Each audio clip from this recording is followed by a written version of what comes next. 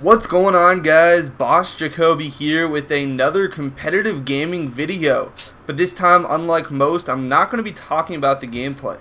Instead, I have with me a special guest and coach of Quantic Next Threat, Mystc. Go ahead and introduce yourself and talk about your role in Quantic.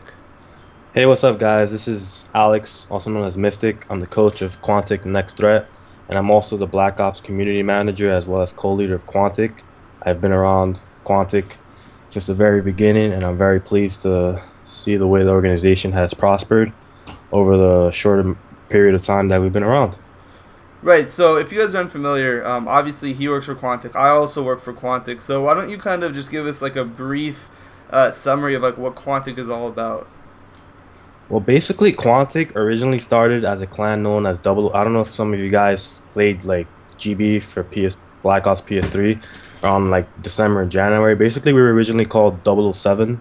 It was started off as a GB clan, particularly on the game battles PS3 side of things.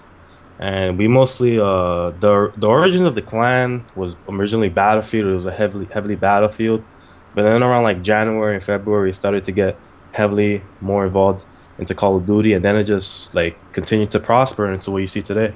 Right. So I mean, yeah, Quantic is obviously one of, especially in the COD community, one of the gaming competitive gaming powerhouses. Now sponsoring both your team, Next Threat, who's just doing amazing at pretty much all events, and obviously Quantic Leverage as well, who's now won two events and coming fourth in the other one. So, anyways, I want to branch off into like your team, Next Threat. You guys finished fourth. But what were your expectations going into Anaheim? What do you guys think that you were going to place, or what do you guys think just about your chances of winning?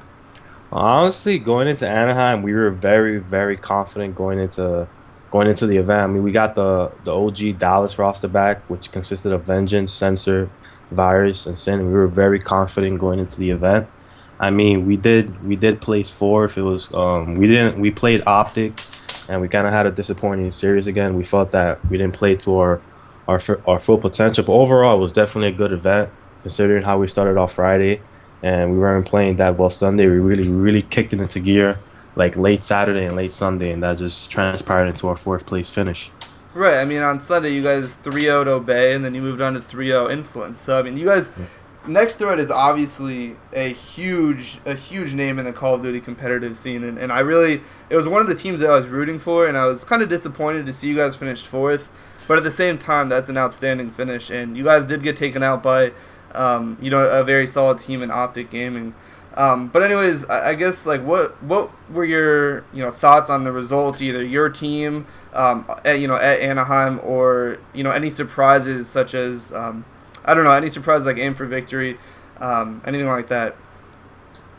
Well, first off, we played Young Guns in our very first match, and Young Guns is a very solid, very good team. They are a very good S&D team, which kind of got us off guard. We actually thought we were the better S&D team because we played a lot of override matches to help prepare us for the event. We felt that S&D was the key to winning the series, to winning any series, because the team that wins S&D is most likely going to be the team that wins the series.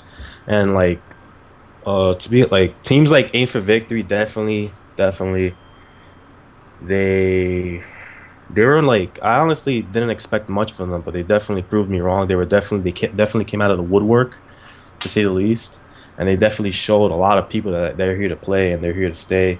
And like disappointments, I would have to say Force, considering they placed second at MLG Columbus, and they had a very disappointing 17th place finish, which I was definitely shocked of, considering they had the same roster going into Anaheim, which is very devastating for them, to say the least.